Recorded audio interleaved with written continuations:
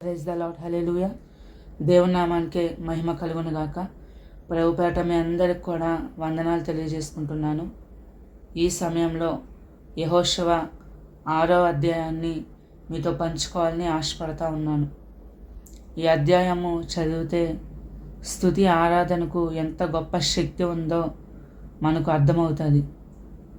ఇశ్రాయేలీలు యెహోషువ నాయకత్వంలో వాగ్దాన భూమిలోకి ప్రవేశించడం కోసము యోర్దాను నదిని దాటి ముందుకు వెళ్తూ ఉండగా యెరికో పట్టణపు వాసులు ఇశ్రాయేలీలకు భయపడి ఇశ్రాయేలీలు లోపలికి రాకుండా ఉండడం కోసము యెరికో తలుపులు మూసివేశారు. ఇశ్రాయేలీలకు ఎటు వెళ్ళడానికి దారి లేదు. అలాంటి సమయంలో దేవుడు యెహోషువతో మాట్లాడాడు.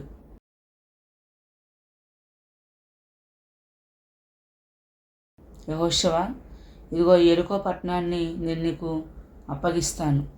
మీరందరూ ఏం చేయాలి అని అంటే, యుద్ధ సన్నద్ధులై మీరందరూ కూడా యెరికో గోడ చుట్టూరు తిరగాలి. 6 రోజులు రోజుకొకసారి తిరిగి 7వ రోజు మాత్రము 7 మార్లు మీరు తిరగండి. ఇదిగో 7 యాజకులు బోరలతో ధ్వని చేసుకుంటూ ముందుకు వెళ్తూ ఉండగా లేవీలు వారి వెనక యెహోవా నిబంధన మందసాన్ని తీసుకుని వెళ్ళాలి. ఆ నిబంధన మందసము వెనకాల ప్రజలు వెళ్ళాలి. ఆ విధంగా మీరు ఆ యెరికో గోడ చుట్టూ కూడా తిరగండి అని దేవుడు యెహోషువతో మాట్లాడాడు. ఎప్పుడైతే దేవుడు యెహోషువతో మాట్లాడాడో వెంటనే యెహోషువ ఇశ్రాయేలీలకు ఆ విషయాన్ని తెలియజేశాడు.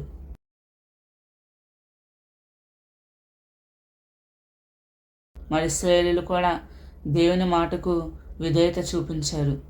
వారందరూ కూడా కలిసి 6 రోజులు 6 సార్లు ఆ యెరికో గోడ చుట్టూరు కూడా తిరిగారు.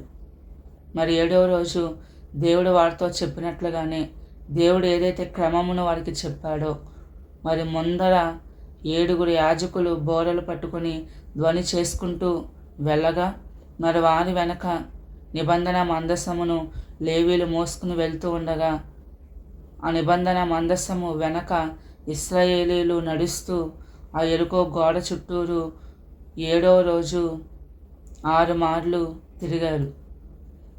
6 మార్లు తిరిగిన తర్వాత ఇంకొక మారు వారు తిరుగుతూ ఉండగా యెహోషువ ఇశ్రాయేలీలతో ఈ విధంగా అంటున్నాడు.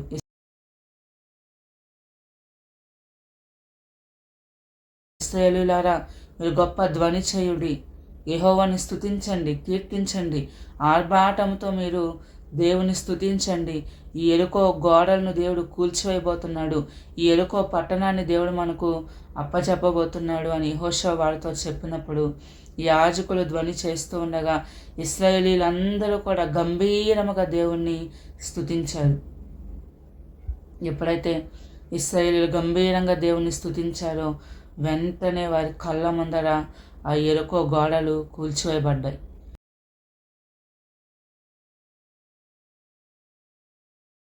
చూడండి, ఎంత గొప్ప అద్భుతమైన విషయమో.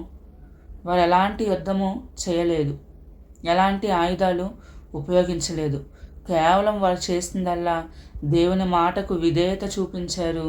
దేవుని మాటకు విధేయత చూపించి దేవుడు వారితో చెప్పినట్లుగా దేవుని స్తుతిస్తూ ఆరాధిస్తూ ఆ యెరికో గోడ చుట్టూరు కూడా ఇశ్రాయేలీలు తిరిగారు. వాళ్ళు విశ్వాసం ఉంచారు. ఆ విశ్వాసమును ఆ క్రియ ద్వారా వాళ్ళు ప్రకటించారు. ఆ విధంగా చేసినప్పుడు ఆ యెరికో పట్టణాన్ని దేవుడు ఇశ్రాయేలీలకు అప్పచెప్పినట్లుగా మనం చూస్తూ ఉన్నాం.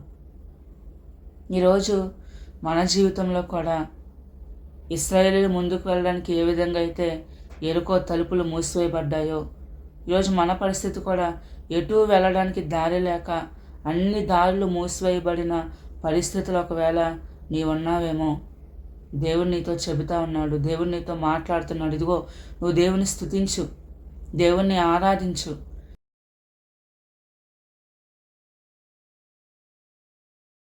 ఆనాడు యెరికో గోడలను దేవుడు ఏ విధంగా అయితే కూల్చివేసి ఇశ్రాయేలీయులకు మార్గము చూపించాడో నీవు స్తుతించి ఆరాధించినప్పుడు నీ యొక్క పరిస్థితిని దేవుడు మార్చి నువ్వు వెళ్ళడానికి ఒక మార్గాన్ని దేవుడు తెరుస్తాడు.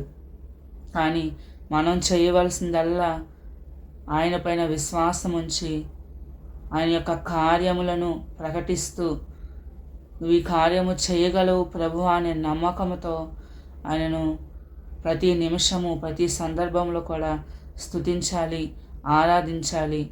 ఆ విధంగా చేసినప్పుడు దేవుడు అద్భుతమైన కార్యాలు మనందరి జీవితంలో చేయడానికి సమర్థుడు అని నేను ఈ సందర్భంలో మీతో పంచుకుంటున్నాను. మరి మనందరము కూడా అట్టి రీతిగా దేవుణ్ణి స్తుతించేవారుగా, ఆరాధించేవారుగా ఉందుముగాక. ఆమేన్.